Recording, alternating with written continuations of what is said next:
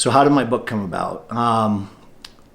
That's again deeply personal, but I'm willing to share it because I think that is part of the process. Everything I've been through in my life is for purpose. I had to experience it to understand it, to now be able to parlay that out, so that everybody can experience it. Because everybody experiences life the same but different. The same, but we process it and store it different. And so my book really came about because it's a summary of how I found my purpose.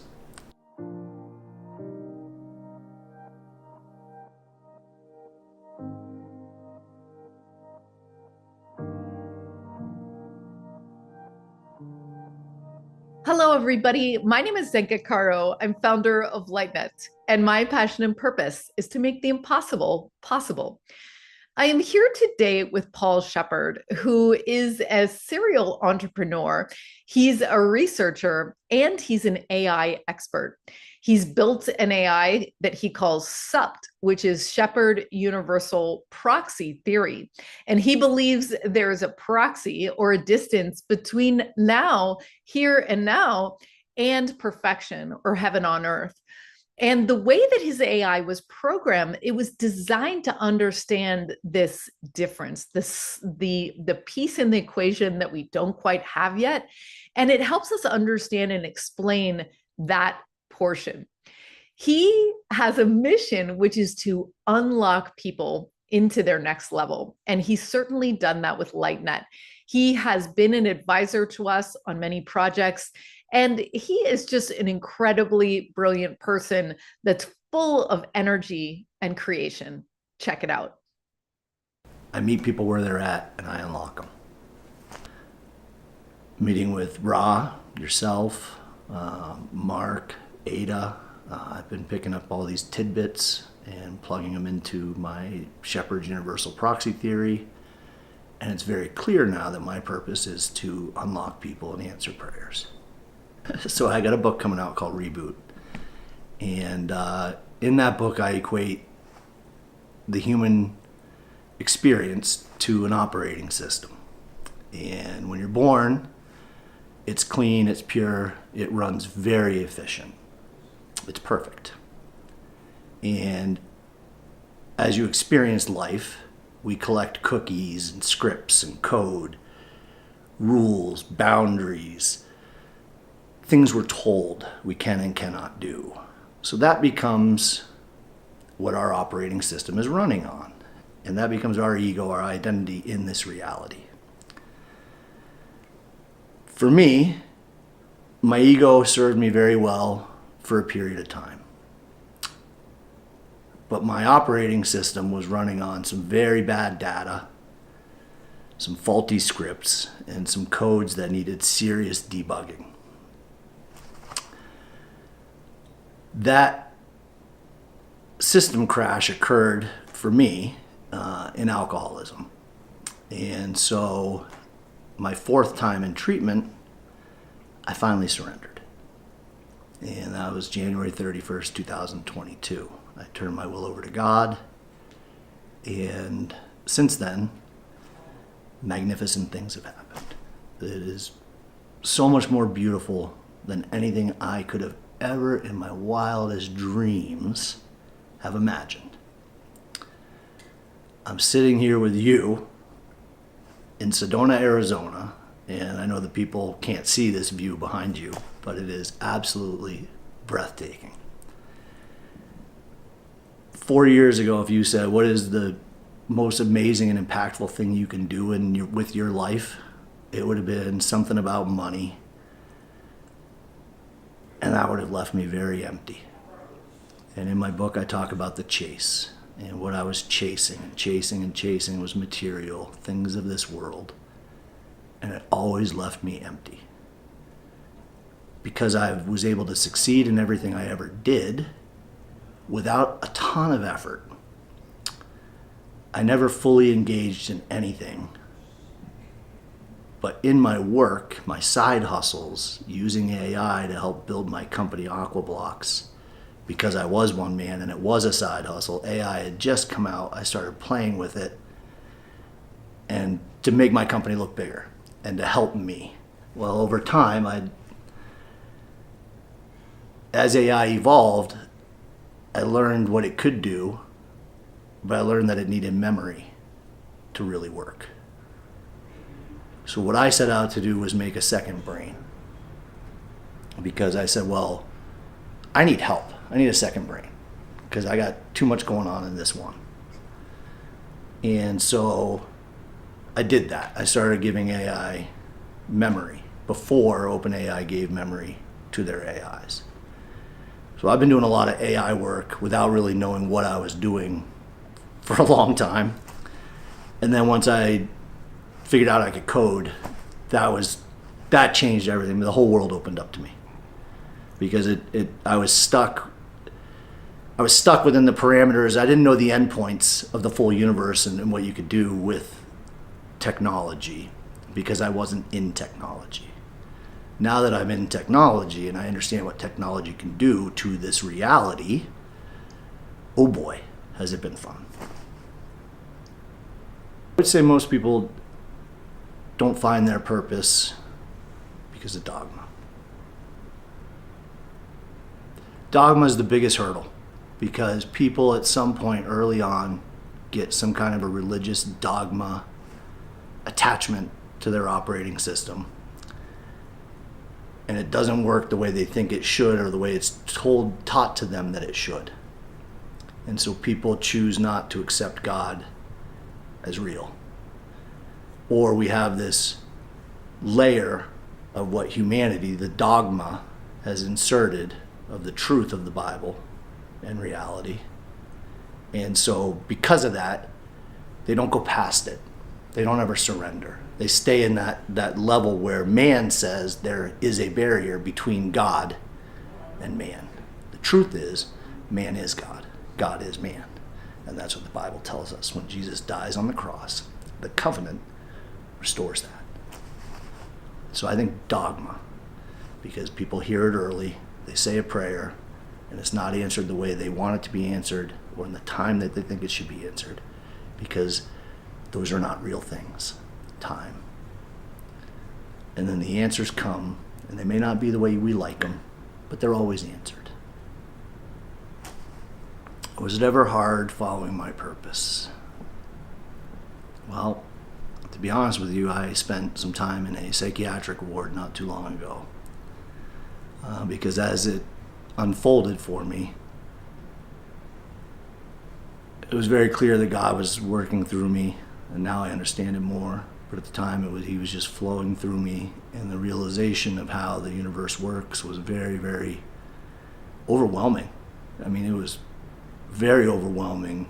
I was working at a manic pace because I couldn't stop working. Because as the truth unfolds, all you want to do is just play in the truth because it's the truth. And once you know the truth in this reality, you can play in the stream of it, and everything is beautiful because God is good and everything is good. So yes, I definitely have faced some challenges, but faith is what got me through. I went to the psychiatric ward and I sat there and endured 5 days of questions, and I showed them my paper, the Sheppard Universal Proxy Theory, which is what got me into the psychiatric ward. And the doctors didn't really know what to do with it because it's beyond current accepted principles, and that's how the paradigm shifts. When somebody comes along and says, what if we do it this way? Albert Einstein did it when he said, time has to be relative. Everybody said, time's a constant, Albert. He said, but if it's relative, look what we can do. So where I'm at with my research is I'm already there. So I'm saying, look at what I can do. I've got solutions for plasma, propulsion, everything. Quantum folding has been solved. I filed a patent on it. Everything. I can show the layers of dimensions all the way through. Everything. Now, Who do I choose to share that with? How is that shared? That is a question that I've spent a lot of time thinking about. I've set up goodshepherd.co to be kind of my place where my thoughts and where my personality live here in reality. And anything that I make financially off of that, 50% gross immediately goes to charitable organizations, and to continue research on very important things that are going to change everything. That's my commitment. That's my give back. And I knew time was I had just learned that time didn't matter. So 5 days, I realized that take the time out of it, why was I there? That was the beautiful part of it. I was able to change lives in there, to unlock people in there, to show them that they're not crazy.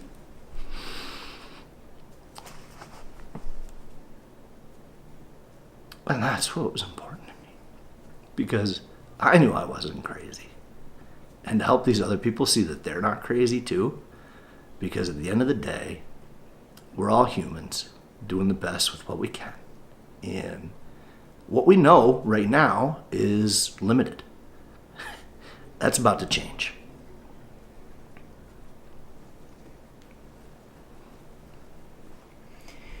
See, like when I get out of it and I sit in reality for a second, I'm like, what did I just say? That's fucking bold. But it's true. I know, and that's what scares the shit out of me, because now when I get back in my human, I'm like, who are you? Because there is the duality.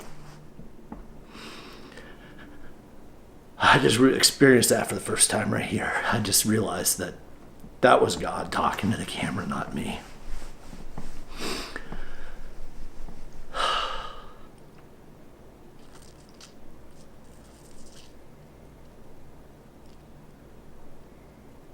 It's a lot.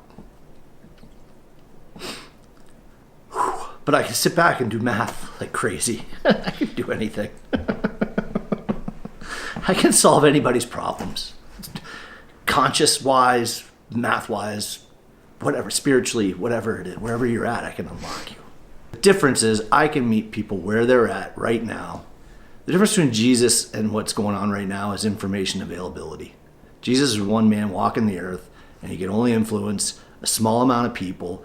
But when he died, he gave the Holy Spirit to all of us. The covenant was sealed so that we could all then be Jesus and go out and share the wisdom.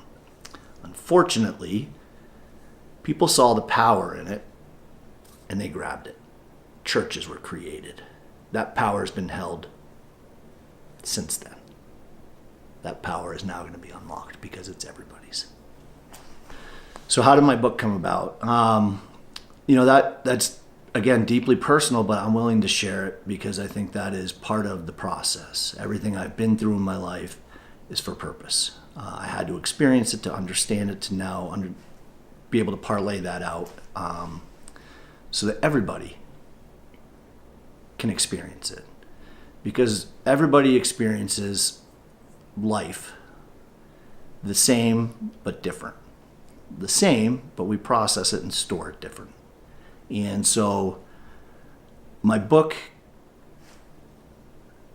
really came about because it's a summary of how I found my purpose.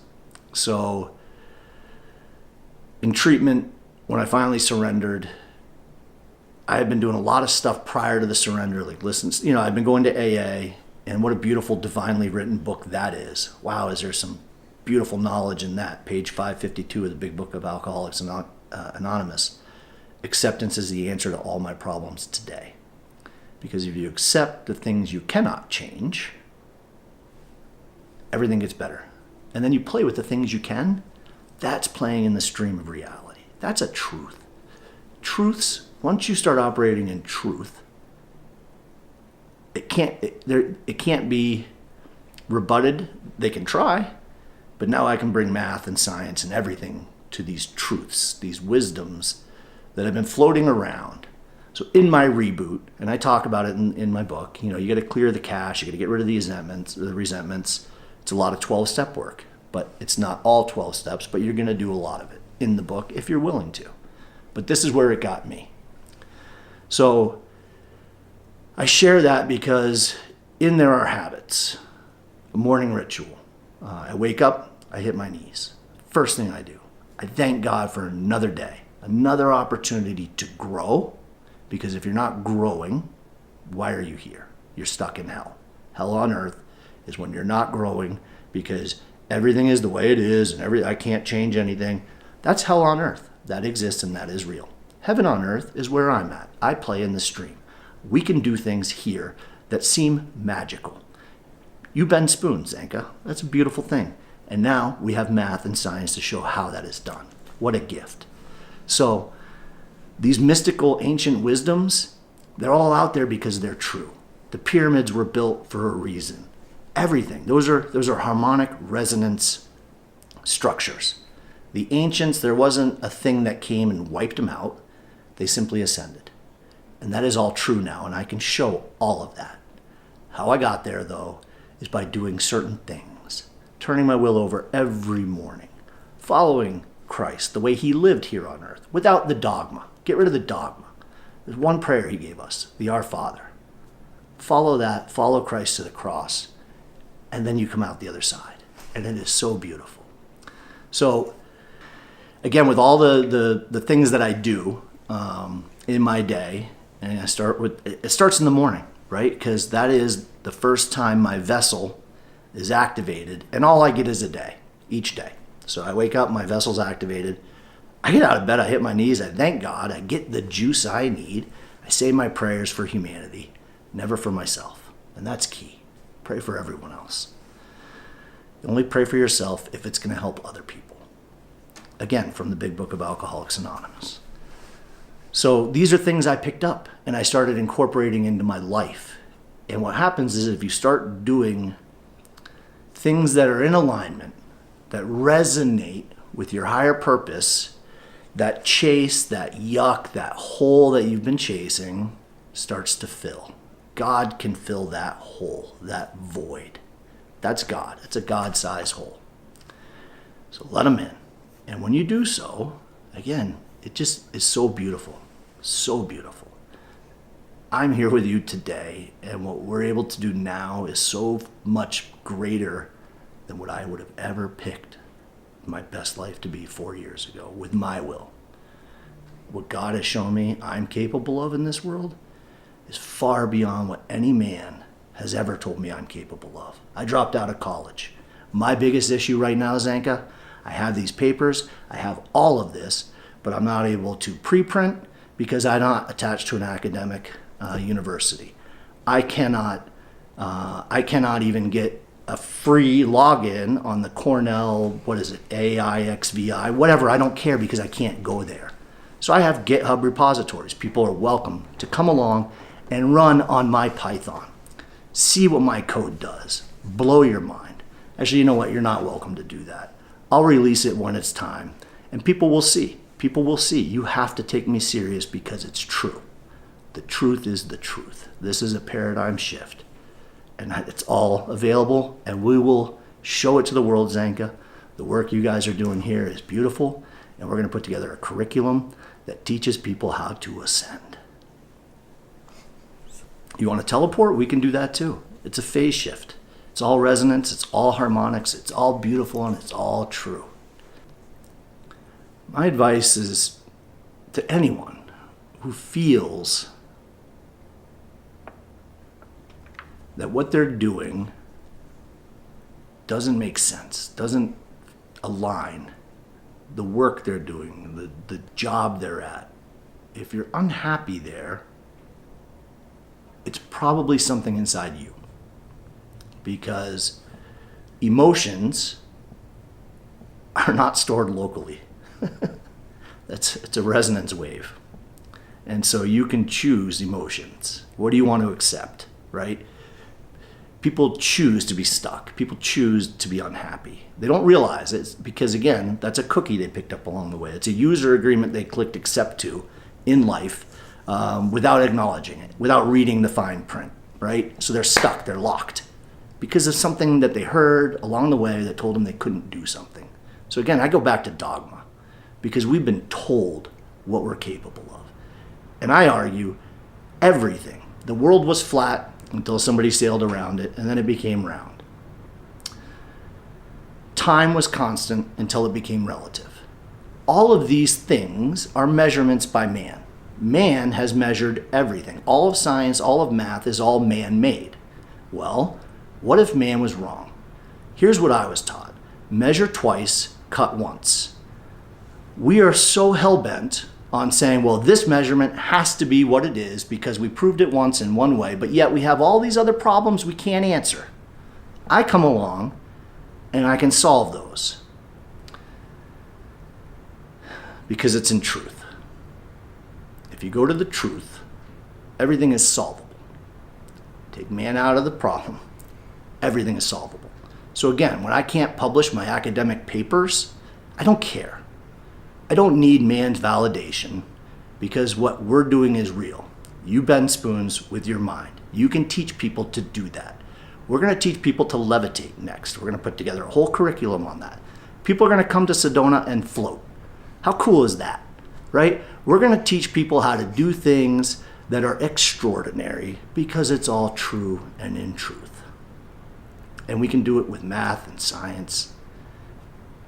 Once people see it, and the people that want it the most are just sitting there waiting. It's the gatekeepers. Because once it's out there, everything unlocks. Every project, cancer gets cured. Everything gets fixed. Zanka, what effect do I think I'll have on the world by living my purpose?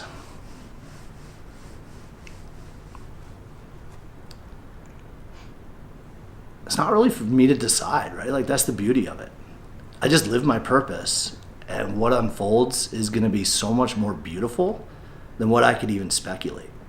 Like right now, it's fun for me to sit here and be like, yeah, we can float around Sedona, and that's cool. We can go here, there. Mars isn't really far. It's just a calculation issue. You know, that's cool. But I don't know what the ultimate is. I do know we can get there, and it has to do with harmonic resonance and tuning. And I know that there's higher states that are all here and now, and they're here with us. What does it look like to them?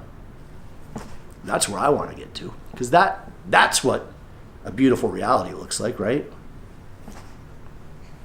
When you're above dealing with this, I don't know. I don't know.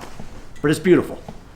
And so I don't even want to, what I've learned is just sit back, stay in alignment, and what unfolds is so much better than what you would have ever thought. I'll leave it at that. All I can do is put the truth out there. And I'm one vessel out of billions on Earth, right? And if everybody tunes in, who knows what it looks like and how quick it goes. I have no idea. I mean, I've only been doing this work now for a couple months, like where I've had this realization. The level I'm at now is literally a few weeks and growing. I mean, since I got to Sedona, my mind has exploded. The work we've done just today, this morning, before we got pulled away to come to the podcast, is amazing. And, you know, it's going to be mind-blowing what we can do with it. The teams are closed for this season of the Purpose Lab, but you can follow along on the journey at _Holo Movement on Instagram and our LightNet on Instagram, where we're going to be walking through the 7-stage process week by week as our teams do it inside the lab.